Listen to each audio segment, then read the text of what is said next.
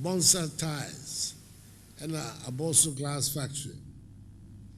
Feasibility studies are almost complete. Now rubber a pre-war Western region. Papa. Now we continue to be raw material exporters. We are almost done with the feasibility studies, and my government will revamp the Bonsa Tyre factory.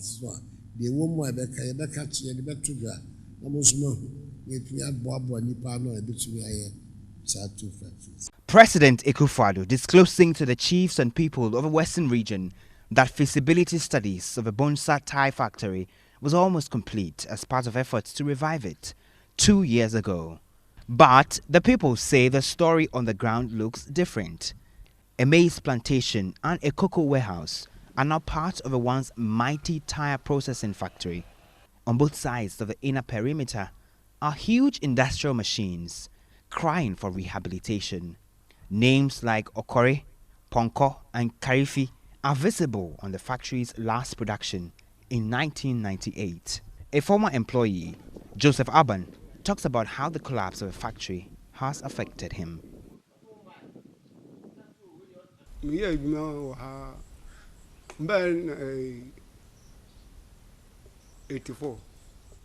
I was employed here in 1984, and all workers were laid off in the year 2000, leaving us with no jobs. When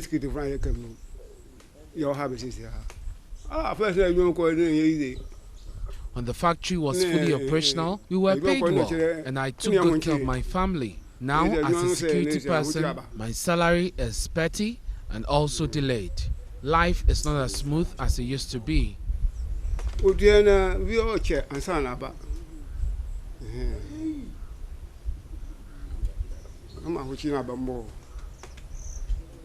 the over 20 years after the shutdown, the town where the tyre factory is situated, Bonsa, has struggled to figure out a way to survive.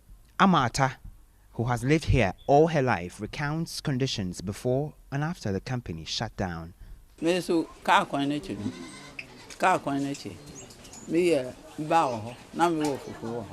I operated a local eatery for workers at the Bonsa Tyre factory.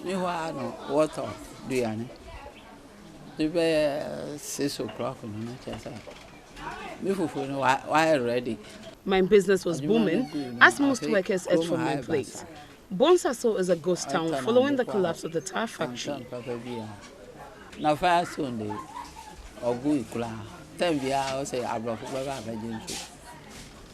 We have always been receiving lip services from successive governments to revamp the factory.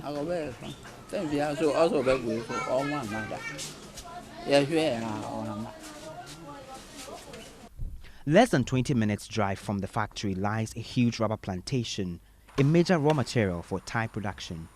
Visible from the Takrade-Takwa Road are canopies of rubber plantations with black little containers strapped to the trunks of the trees to collect latex.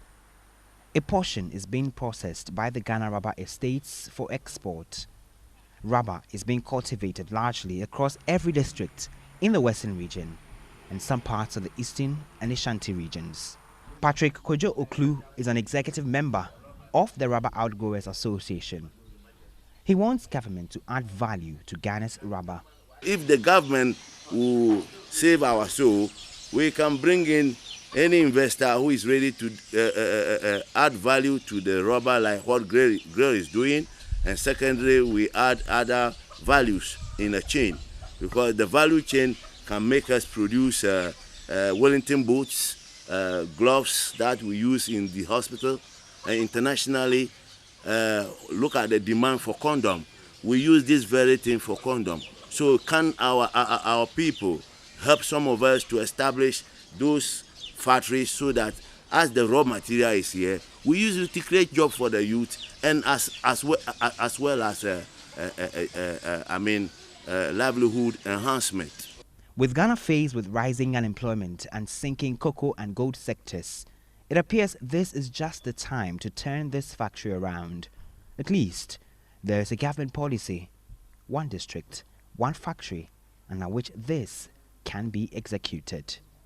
Henry Kwesi Bedu's report for Joy News.